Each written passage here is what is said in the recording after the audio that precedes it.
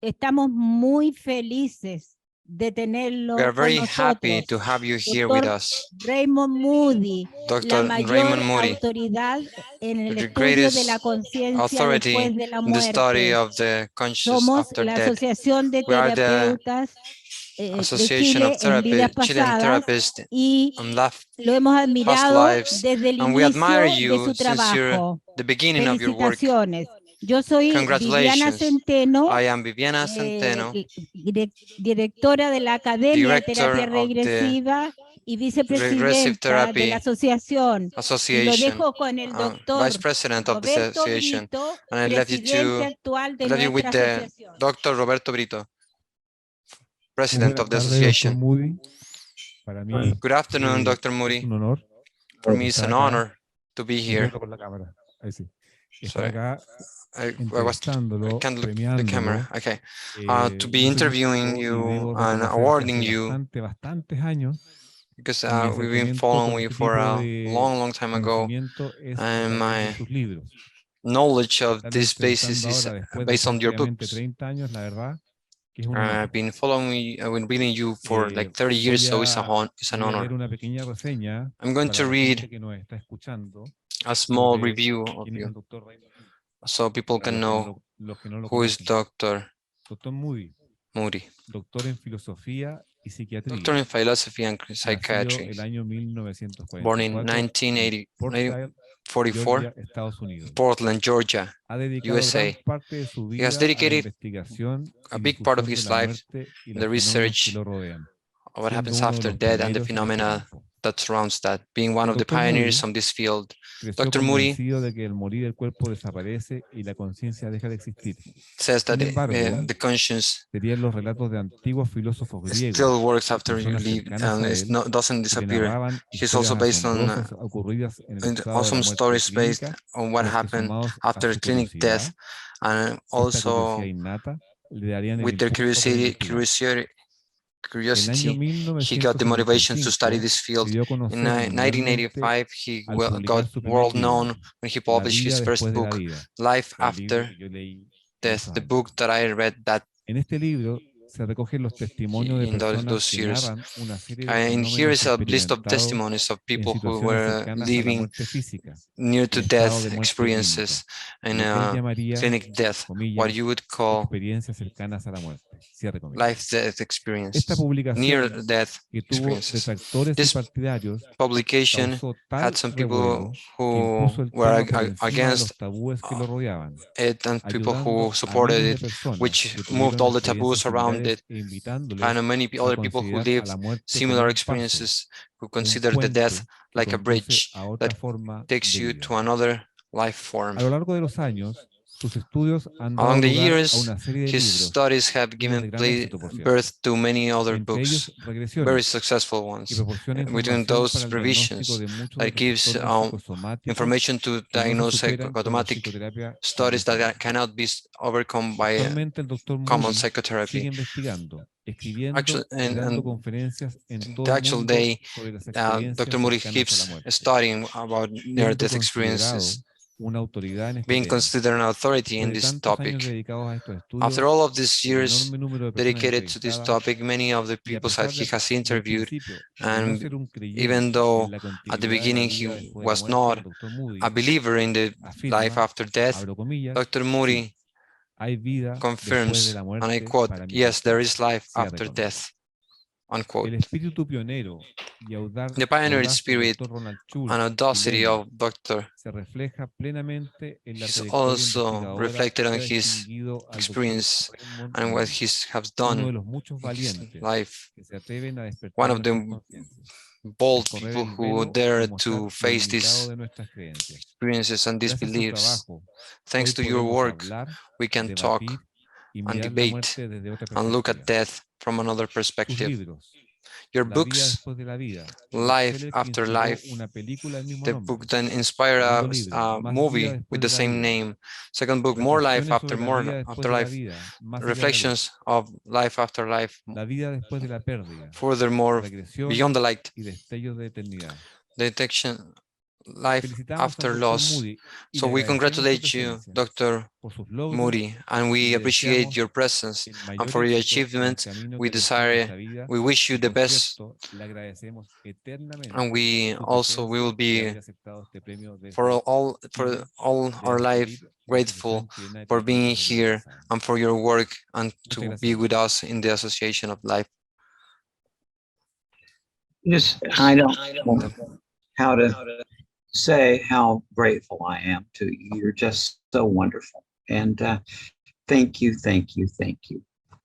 I must say that you have a much higher opinion of me than I have of myself, because I think I've learned in my life that self-esteem is not what I want. I think that the danger in life is ego. And I think just by living, you get to a certain point in your life where you realize a simple equation. Ego equals pain. Whenever if you think about it, every time your ego is involved, it's always something painful, isn't it? So it may sound very spiritual and elevated to say that I'm finished with ego, but it's just the reality of I think, the human development process. And so I'm just so grateful for the wonderful award and for the kindness that I've experienced with you in talking on the phone and so on. I wish I could be there, but at 78, I can't fly anymore due to my health, thyroid problem. But I'm just so delighted to be able to talk with you through this medium. And I thought in sort of thinking about my remarks today, I thought I would talk a little bit about reincarnation from a point of view that maybe you're not as familiar with. You know, at least in the United States, there's this kind of myth that that reincarnation came to the West in the 19th century with holy men from India who came over. And that's just not correct. In reality, reincarnation was in Western civilization from the very beginning. And Pythagoras, for example, in about 550 BC or 500 BC, roughly in that area, claimed to remember 8 of his past lives. And he also had a technique for bringing about that experience in others, for enabling his students to glimpse their own past lives. Also, Pythagoras had an interesting talent where he apparently could look at a person that he had first met, and as soon as he met them, he would see a stream of 10 or 20 of their past lives passing by. And Pythagoras was actually the first person to formulate the notion of the immortal, immaterial soul. And in his view of the soul, it could not only reincarnate, but it could also transmigrate into the to other animals and other species. And it's really amazing how deeply this theme of reincarnation played out in Western society because of Pythagoras and later Plato, I should add. Plato also was a reincarnationist. And so these ideas that may seem alien to us now in the 21st century actually were part of the Western tradition from the very beginning. One of the more interesting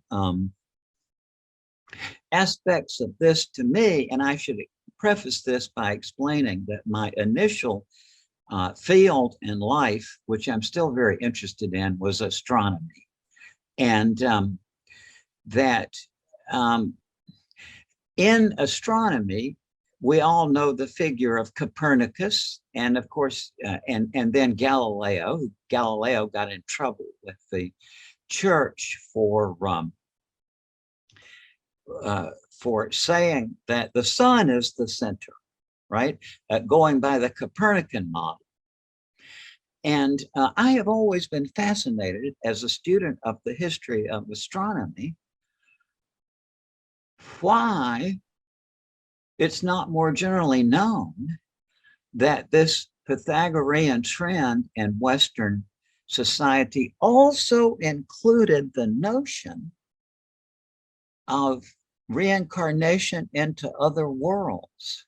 That's not so well known, but that is very established. No es tan conocido, pero está bien establecido.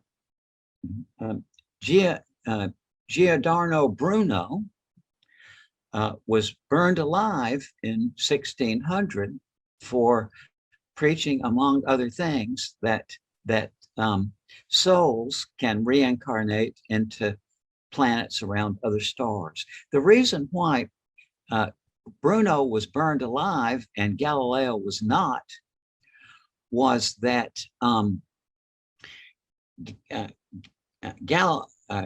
Galileo and Copernicus said that the sun was the center, not the earth. But the reason why Bruno was so much more radical was that he said there is no center, that all of these stars out there host planets and other worlds. And his idea was that you can reincarnate into other planetary systems.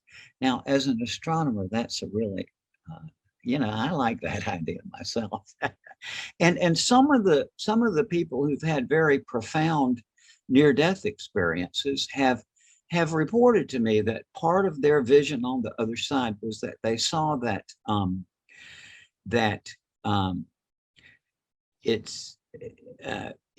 there is a connection once you get over there between the consciousnesses on other worlds and the consciousnesses here. I think it's a much more exciting vision to say that you can be reincarnated in other kinds of frameworks. And so I must say that in terms of the personal quest, the idea of an afterlife, I got to admit, is still very counterintuitive to me. Because if you're not exposed to that idea as a child, which I was not, it's just very hard to make that leap. And I want to say, this may sound very surprising to you, but it's nonetheless the fact that I am a skeptic. But let me explain.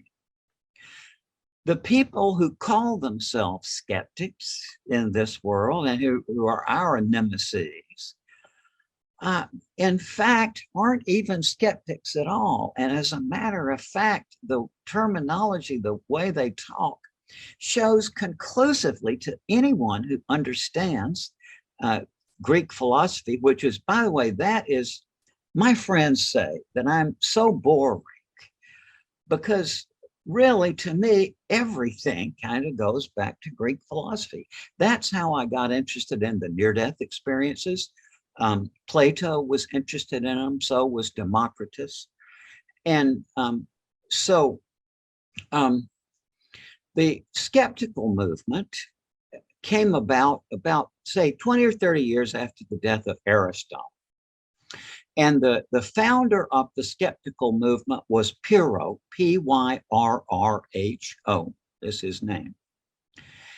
And it's important to understand that Pyrrho appeared, as I said, about 20 or 30 years after the death of Aristotle, and that Aristotle had codified the logic that we're using right now as we think about these things, right? Which is based on literal meaning and the syllogism, so on. And so by the time that Pyrrho came along, logic was established. So they were logicians. They understood very well how to go through the procedures. And if you think of what a logic is, it's a system for generating conclusions from premises, right? You put in the premises and crank it out and go through the conclusion. Okay, now, what Pyrrho said was, well, okay, we know how to do this, but what if we don't draw the conclusion, right? If we go through all the procedure, we really bear down and we focus our energies on thinking about this clearly, but then in the end, rather than drawing the conclusion, we withhold the conclusion. Now, if you think about that geometrically, right? If everybody else is running in this direction to get to the conclusion, but your technique is to avoid a conclusion, then you see things along the side pathways of inquiry that everybody else had missed because they're stampeding toward the conclusion. And that was one of the reasons they did it. And that's why long before I read about Pyrrho, that's what I always did. It's natural to me. And another reason they did it was that they found that if they practiced that assiduously, that it really does have quite a startling effect on your mind. I mean, it happened to me, when I was in college. I mean, if you just keep questioning yourself all the time and not drawing a conclusion, it really is ultimately a mind-opening experience. So now knowing that information, let's talk for a minute about the so-called skeptics, right? Who say, oh, I'm a skeptic about these near-death experiences. I think it's just the chemistry of the brain, right? You've all heard that, right? But now let's think about that for a moment. And in terms of knowing what the skeptic means, what that person is telling us who falsely calls themselves a skeptic is, oh, I'm a skeptic about these near-death experiences. I think it's just the chemistry of the brain. Now let's unpack that whole sentence. And so what it boils down to is, I'm a person who doesn't draw conclusions, and my conclusion is such and so, which is an outright self-contradiction. So the reason I'm so annoyed with these people who, without knowing what the word means, calls themselves skeptics, is that I teach Greek philosophy. I love teaching it. And when I get to the skeptics, I have to undo the damage that these ignoramuses have done to my students' minds on this really interesting subject. It's not anything to do with near-death experiences that gives me this attitude. It's my position as I love teaching Greek philosophy. Now, with all that in mind, where I have come on the whole life after death thing is, I realize as a professor of logic, the difficulties in drawing conclusions about this. There's really good reasons why the logic we have doesn't really clearly support a conclusion of life after death. because I mean, it's not anything bad about life after death. It is an inherent limitation of our logical methods.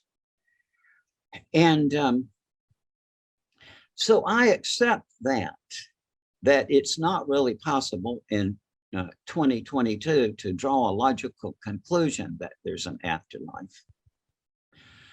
But as a skeptic, I give up. I mean, I've been able all my life to think myself out of almost anything and to keep myself in a perpetual state of just acknowledging my ignorance. But in this case, I give up. It's never, it's not been a viable option for me for a long time to think of this in terms of oxygen deprivation to the brain, right? Because people at the bedside of the dying who are not themselves ill or injured commonly have these experiences of leaving their bodies or seeing the life of their dying relative reviewed, or seeing a light, or seeing apparitions of the deceased come into the room. So something else is going on. Where I have come to it is that I just give up. I can't think of any way out of the position that I'm now in to say, yeah, there is an afterlife. Now, and it's still very counterintuitive to me, but I just give up. I mean, I give up. I can't figure a way out of this. And which is what you want to do, right? To really test your beliefs, you've got to put them to the test and really be rigorous. But with all that I do, I can't. For example, I have so many wonderful medical doctor friends who have had near-death experiences and who unanimously assure me that what they experienced was not just real, but more real than this domain this physical domain that we live in. And at the same time, if I were ill or injured, which pray not, but if I were, I asked myself, would I go to my medical doctor friends who have had these experiences and unanimously assure me of their reality? How can I justify my willingness to put themselves under their care as a medical doctor? You see, if I were ill, yes, I would go to all of my friends who've had near-death experiences. I trust their medical judgment. So it's very difficult for me to figure out a way to not acquiesce in their unanimous opinion that this is an afterlife. Now, in terms of reincarnation, I've come around to the reincarnation position, not really by the customary means. I loved Ian Stevenson very much. He was a wonderful man. But in reality, Ian was not a very good critical thinker. He really wasn't. And he was raised in a family that subscribed to the reincarnation doctrine. And Ian was a delightful man, but he was not, Ian is reputed to be such a good scholar because he was very meticulous about the footnotes. So it's funny to me that, anything would go over with him as long as you put the footnotes in, but he just was not a good critical thinker. So I didn't come into this position on reincarnation from anything I read in any of my colleagues or Ian Stevens. It was just personal experience in that. Well, just for example, my wife and I don't talk about life after death, right? We talk about the kids, what's for dinner, what's the kids' homework, what's on at the movies this weekend, how to pay the phone bill. That's what we talk about. And also, we didn't put our kids, who are now 24 and 22, we never took them to any sort of religious ceremonies. They found out that I had written the book Life After Life by looking me up on the internet.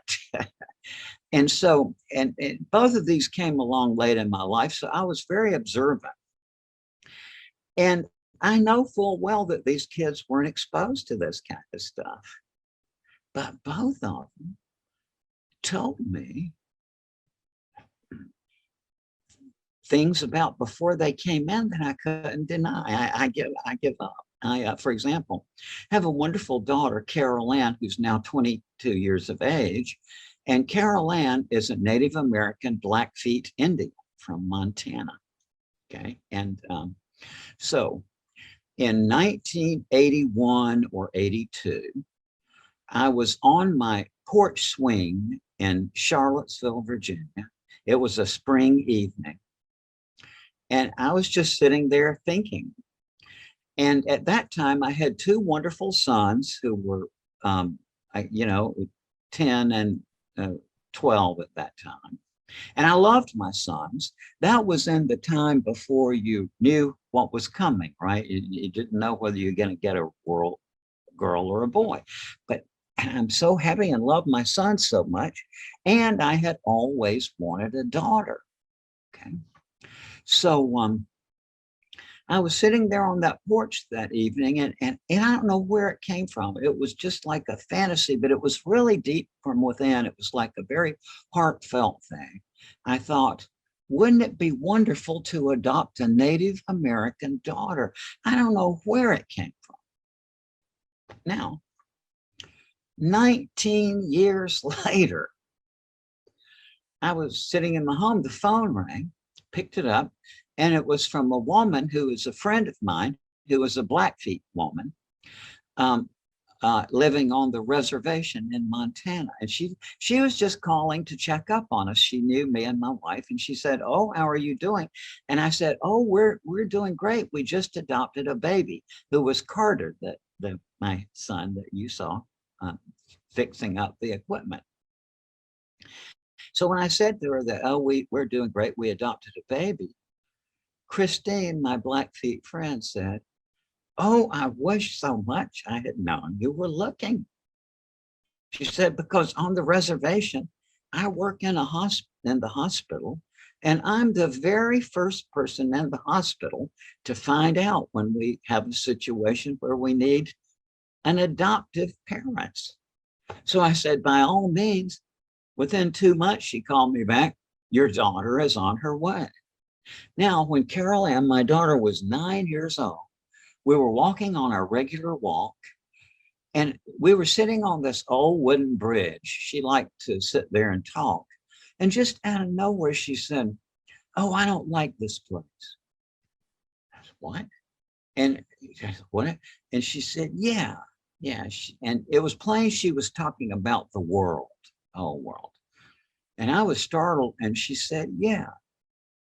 She said, when you die, you go up and you be with God, and he keeps you up there till all the people you know while you're alive have died.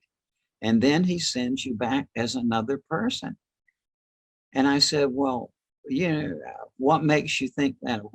And she, just like that, she pointed, she said, "I just know in my mind." And then she said, "And I was with God, and God pointed you out to me and said that you got to go down to be his daughter." And I said, "Well, how did you feel about that?" And she said, "Oh, I didn't want to do it. I wanted to stay with my God," she said. "But he pushed me," she said. "He pushed me," doing this like twice, "down to be your daughter." So I said, "Well, it's, are you glad you came anyway?" And she said, yeah. And it's the similar thing with Carter. So yeah, I mean, I give up. And David Hume, who's one of my heroes, David Hume is one of the greatest thinkers who ever lived, in my opinion. He lived from 1711 to 1776.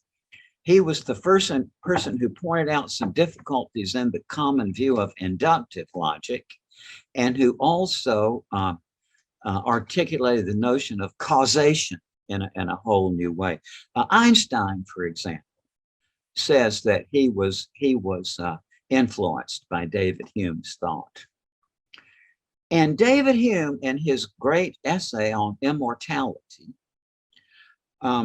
pointed out the logical difficulties and how the notion of an afterlife is not commensurable to logic as we know it. But then he went on to say, he said, you know, he thought that reincarnation was the only kind of afterlife that a properly rational and philosophical person could entertain. Now, he doesn't explain, he doesn't go into, you know, explaining why he says that. But my conjecture is that Hume was also a great historian, and as a historian, he understood the important role of narrative in human affairs, right?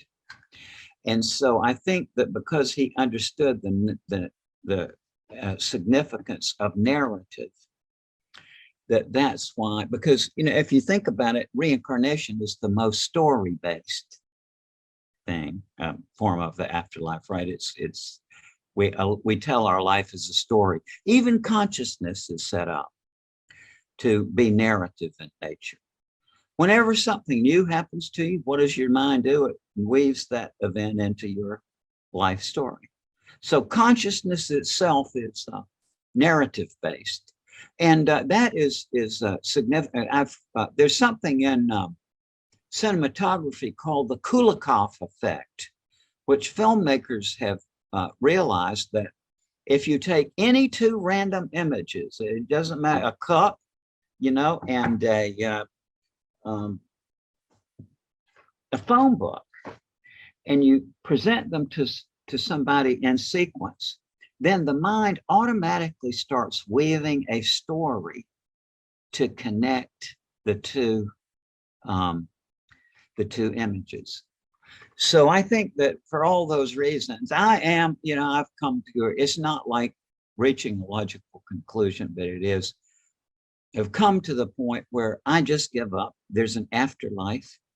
It's, people talk about, people who think there's an afterlife, it's just wishful thinking. And that's just so damn ridiculous. I'm sorry to say, because those people haven't read anything classical. If you look back into the classical world with Lucretius, and for example, and these early atomists, their whole Lucretius's whole book was written for people who didn't want there to be an afterlife.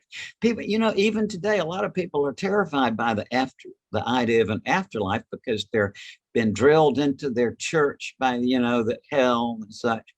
And it was the same in the ancient world, and not everybody wanted to be there in afterlife. I had never thought about whether I wanted there to be an afterlife at all, until I finally just give up. And then I got to thinking, do I really want there to be? And I haven't reached that point yet where I can say I really want there to be. But I mean, I give up whether I want it or not. It is. And so I don't think it's all these things about wish fulfillment and stuff. That's not helpful. And we're trying to figure out this great mystery. I want to close now and I want to open up for your questions and so on, but I do want to say one thing. I want to say here and now that I have made, or there is a genuine breakthrough in the rational investigation of life after death. And I'm saying that not to pat myself on the back or brag, but rather to ask you to try to refute me. You know, I was a philosophy major and a PhD in philosophy before I went to medical school. So deep down, you know, philosophy method is what I use. And as I mentioned in Life After Life, I was philosophy of language and logic were my big areas in philosophy. And so what I have developed, and it's decades and decades, but I have developed a way to reformat the mind so that when somebody subsequently happens to have a near-death experience, they will be able to formulate that into a way that is more intelligible to the rest of us. You know, the most common thing that people with near-death experiences say, no matter how articulate or however well educated they are, they say, I just don't have the words for it, ineffability. But now we can overcome that. We can do it by presenting information to people's minds so that they can think logically about self-contradictions, for example. You know, if you think about near-death experiences like stories, which we all know, think about that. They say, this was not in time. There was no time. It wasn't even a spatial experience. Everything was there at once. And also, I have no words for it, but they say the best thing I can describe it to you is to say that I got out of my body, I went through a tunnel into a light, I saw my deceased relatives, I saw my life pass in review, I returned to my body, and I came back to life. Now, if you think about that what I just said, it's a travel narrative, isn't it? Just think about it. It's a travel narrative. It's to go from out of my body through the light. That is the format, is a travel narrative. But what meaning does a travel narrative have if there's no time or space? See what I'm getting at? So that is not a difficulty as long as you realize that unintelligible language itself has its own structures, and that there's various religions that use this. Koans, for example, what is the sound of one hand clapping is nonsense, isn't it? But that by putting the student to work on that koan, they eventually get to a position where their mind flips over out of the purely logical realm into a higher realm. And so I've learned how to reformat the mind to do this. By the way, folks, to my detriment, I am not interested in selling books. But I want to show you this book. It's published in the United States about 2 years ago. It's called Making Sense of Nonsense. And in that book, I talk about how the mind can actually figure out what the structure of nonsense is. Now, I've trained, I've been teaching this for 40 years in my philosophy classes, understanding full well that eventually somebody who had been through this procedure would have a near-death experience. And then when they came back, they would not say this is ineffable or indescribable, but they would have a new way to describe it. It's already happened. A very distinguished scientist and sculptor who had taken one of my seminars several years later, contracted H1N1, was in the hospital for 60 days, unable to eat, had 3 cardiac arrests during his hospitalization, during which he had near-death experiences, and had lost his leg to gangrene in the ordeal. But when he came back from this, he called me to tell me about his near-death experience. That was the main focus of the call. But in this process, he said, and Raymond, when I was over there, he said, my mind went back to the seminar several years ago, and I realized that what you're saying is right, is that you can't understand how that realm is connected to this realm unless you take, he said, the unintelligibility axis into account. Now, I know this sounds all very abstract and bizarre, but I ask your forbearance on it for this reason. And this is going to sound very strange, but we've all heard that it's 4.3 light years out to Alpha Centauri, right? You've all heard that. Well, have you ever paused to think, well, how do they know that? You can't send a homing pigeon out there with an odometer. How do you do? Well, the way this was first solved was in the 19th century, the measurement was accurate enough that they realized that when the Earth was here in its orbit, the they measured the angles to certain nearby stars and waited exactly 6 months later when the Earth was on the opposite side and measured the angles again. And you could see there would be a little tiny difference, right? And the distance across the orbit of the Earth around the sun is 186,000 miles,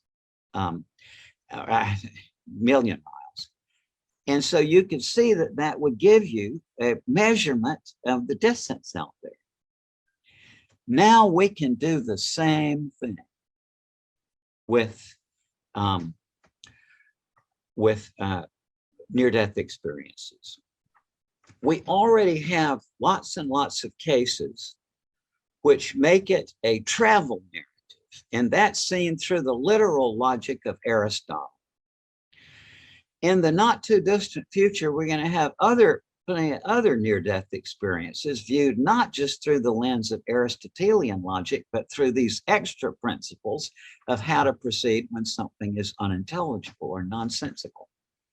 And so by combining these two kinds of reports side by side, we're going to tell the difference, and that will be a way to look at the afterlife.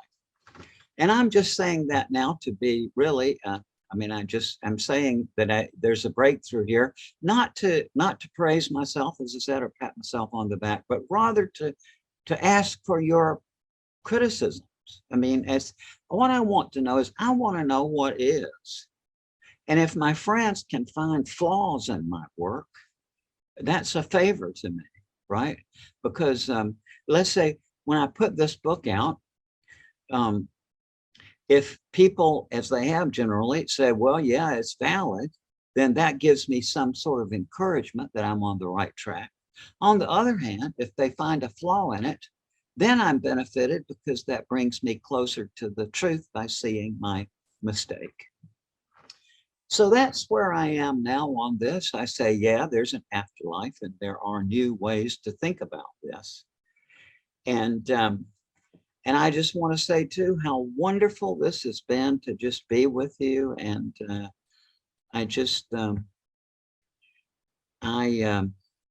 really, I don't know how to say to you how deeply appreciative I am for your kindness and to having me on this program. Like I said, I wish I were there with you in a more, form where we didn't have to talk through this machine, which I'm not really good with computers, but I'm just so grateful to you all. And so thank you from the bottom of my heart. Doctor, usted está con nosotros acá. Es como Doctor, si you're here estuviera. with us here. It's Está con as if you nosotros. were here. No importa You are cuántas with miles de us. millas It esté, doesn't matter pero how está many con miles nosotros. away you are, but you're here with us. That's absolutely true. Even if you think about the neurophysiology of perception, what you see out there is what you see in here is not what's out there. It's there's all the physical events that have to take place to make it register in your mind. That's right.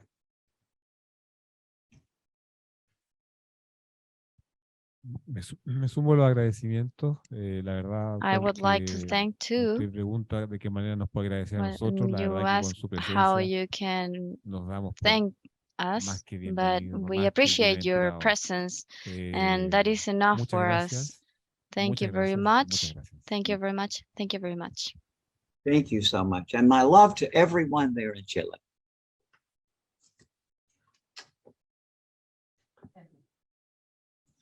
Bye-bye. Just thank you so much.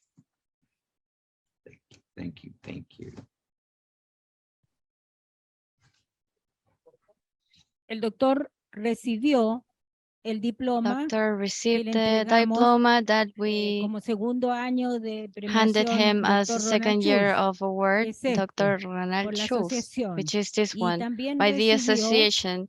un And he also galvano, que lo received vamos a mostrar aquí, y this que award agradeció here in the mucho. image, Nosotros and that quisimos he enviarlo was really thankful. antes We de wanted esta to send it ceremonia before para que él this pudiera ceremony so observarlo that y he verlo. could see it. Muchas gracias por Thank you asistir a very la much ceremonia for y attending the esperamos ceremony, que cada año and podamos we seguir hope that each year realizando we la can premiación keep Dr. doing Schulz this porque work el Dr. Ronald Schulz giving nos with Dr. inspiró, Ronald Schulz because como he inspired terapeutas, us nos as inspiró a este therapists. camino y He nos inspired inspiró us también in a this crear la path asociación. and he also inspired us to create the association.